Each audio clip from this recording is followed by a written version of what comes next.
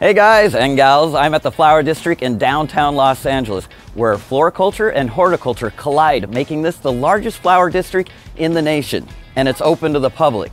Today I've gathered everything I need to make an eye-catching, budget-friendly indoor mini garden. Recently I was inspired by my friend Kit Kim, designer and owner of a company called Branch of Life. He shared with me what I think is the perfect solution for those of you that don't have a lot of gardening know-how, but want to incorporate a little tiny bit of green space in your everyday living environment. Check it out. For a plant junkie like me, growing in a terrarium like this evokes a whole new fascination with cultivating nature on such a small scale. It's like having your own little science project. And to further that fascination, I'm using tillandsia, otherwise known as air plant, as the main attraction in this vented glass terrarium.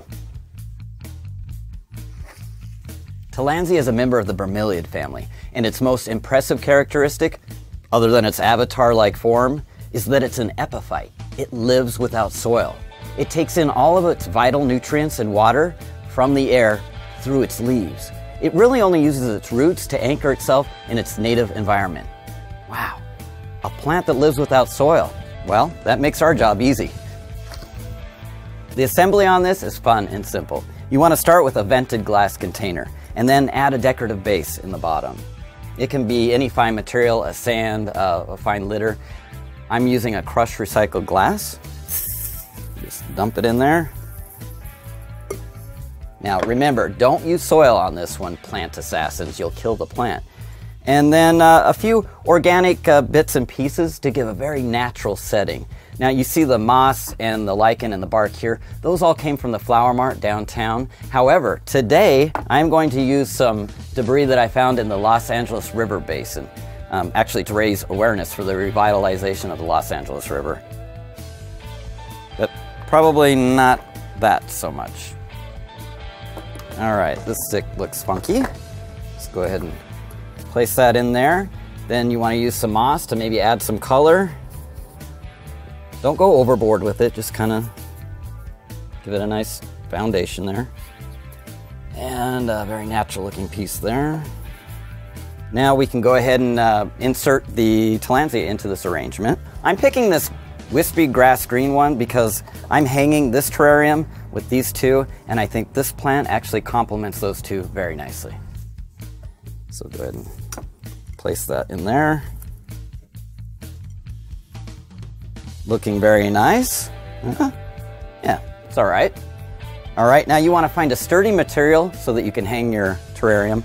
I'm picking this jute rope because it's very natural looking. Originally, this was a little thick to go through the loop here, so I unbraided it, which made it a third the thickness, which was perfect. I have some pre-cut here, and you just want to fish it through. And then I'm just going to knot the end of it, double knot it.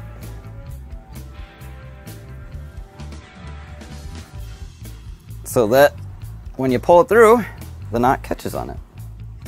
Not bad. All right, now I suppose a fancy alternative to this would be to use something like this beaded, clear beaded wire rope here, which I will say resembles water droplets on a vine, maybe. Let's try it out. There we go. Ah, not too bad. Uh-oh. I can hear hundreds of girls right now saying, yeah, use the wire beaded rope. It looks so cool. And you know what? In a bathroom window, this might look exceptional. Now, I know that tillandsias are care-forgiving plants, but there's a couple things you need to know about them for optimum success. They need airflow. Remember, that's how a tillandsia gets all of its nutrients. That's why these vented glass terrariums are perfect. I picked these up at Tommy's Flowerland down at the Los Angeles Flower District for around $5 to $8 depending on the size. In an indoor environment, tillandsia have a unique watering routine. They actually benefit from being submerged in water entirely for several hours.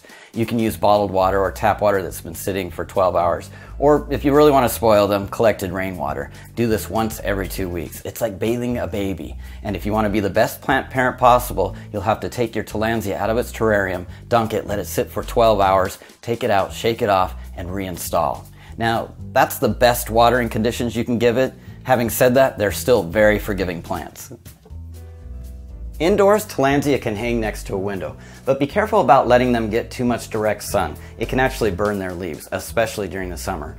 I'm hanging them here in a south-facing window, where right outside there are deciduous trees that will leaf out and provide filtered sunlight for this area. Not to mention, I thought my tillandsia would benefit from the nutritional air coming up from my garbage can and the occasional fermenting fruit to the right.